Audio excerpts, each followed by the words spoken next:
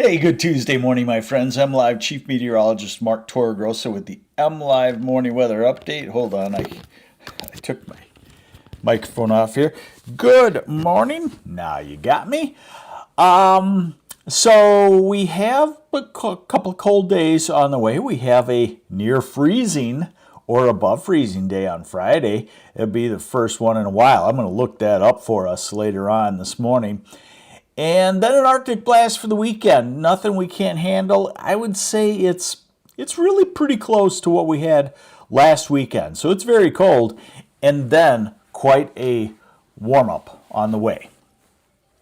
So let's get on into it and show you what's going on.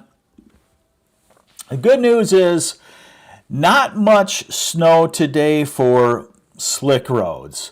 Obviously, with such cold weather, you can always find a slick spot. Keep your eyes open, but in the grand scheme of winter travel, today should be pretty decent. What you're seeing on the radar right now, just some, light flurries for the most part, or light snow, Flint in the Detroit area, maybe around Ann Arbor. Haven't seen it on the observations, maybe around Lansing too, but nothing that's going to build through the day. So what I'm going to start with here is the temperature anomaly forecast. First off, very important, right? Do we have any warmer weather on the way? It's not going to be hard to be warmer than extreme cold. But what I want to show you is the European model in the ensemble mode, which means they take this good European model and they tweak the starting point 51 times, and then they run them out and average them. So when you get out 10, 15 days, most, of these 51 tweaks, they can be all over the board from extremely cold to extremely warm. But if you see that 51 of them average a certain way, there's a pretty definitive trend. And that's what we're looking at, is we're looking at the surface temperature anomaly. So how far from normal? Hey, let me say hi to folks. Hey, we got a lot of folks on here today. Good morning, Presqu'île and Paul. Good morning, Clarkston. Lloyd. Mike Predmore, good morning. Good morning to Bruce and Waterford. Good morning, Paul. And Carl and Lennox, good morning. Lisa Collins and Saginaw, good morning to you. Any big snowstorms in the next 10 days or so? Not the way it looks right now. Okay, so here we go. Here's the surface temperature anomaly forecast. And remember, I've been telling you that next couple of days are cold. We're used to it.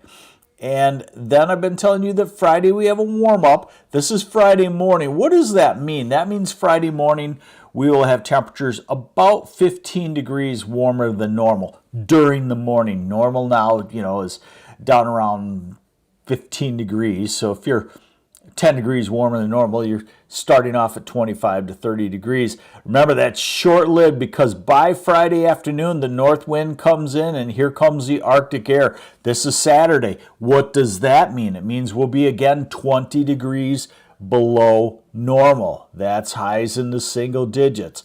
But then watch. As we go into Monday, the warm pocket out to the west getting bigger and bigger and heading our way. This is Tuesday. This is next Wednesday.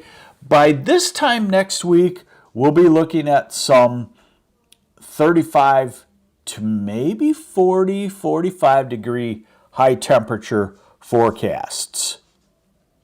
Hey, good morning, Lansing. Doug, we don't hear from Lansing too much. Okay, so is it just a flash in the pan? So this is next Wednesday. And what does this mean? If you take a look at those colors, you take a look at the legend. Now remember, this is a European model, so it's in Celsius and we have to convert it. I'll do that easily for you. So what this is saying is we'll be about 10 degrees Celsius warmer than normal, and that turns into about 20 degrees Fahrenheit warmer than normal. If your normal high is about 30 and you add 20, I don't know about 50, but it says that we do make it to 40 or so. And is this a flash in the pan? This is next Friday, still warmer than normal. This is next Saturday, still warmer than normal. This is February 15th. This is 16th, 17th, 18th. And so there we're at. In other words, the next couple of weeks are going to go warmer than normal.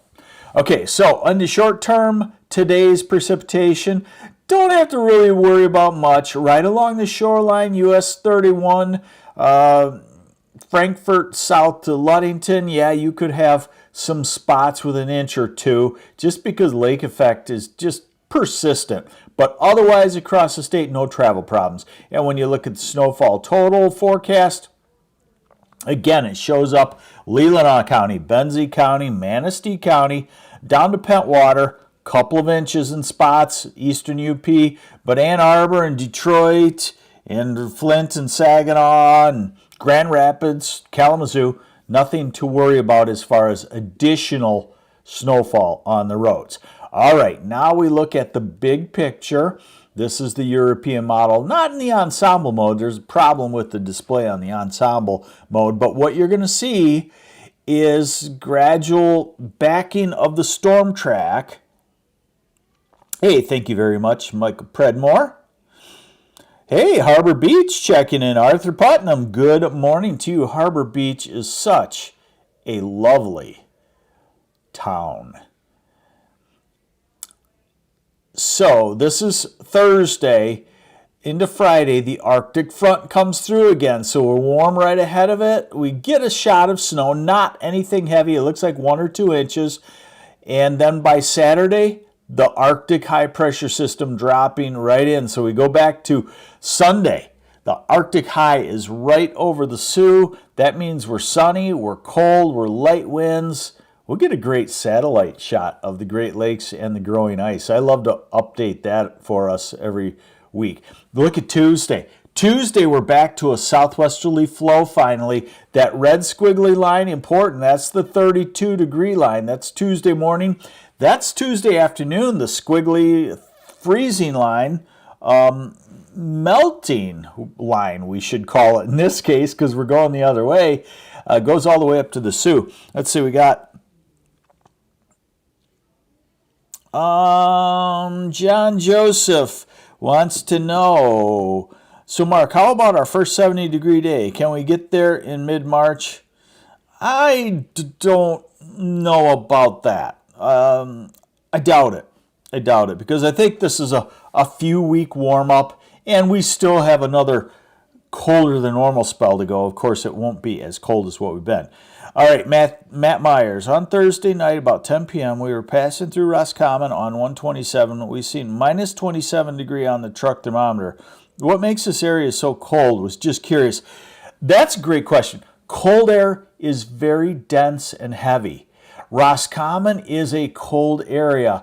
I believe it's kind of a little bit higher up there, but it's also in a bowl. So the cold air comes in and gets stuck in the bowl. And when you are in an extreme cold pattern, you'll find that. You just go down into a valley and temperatures can drop 5-10 degrees in a matter of just 1,000 feet. It's really pretty amazing to watch that. So it does happen. Now, this is Wednesday. And whoa, what is that? Green on the radar forecast? Rain?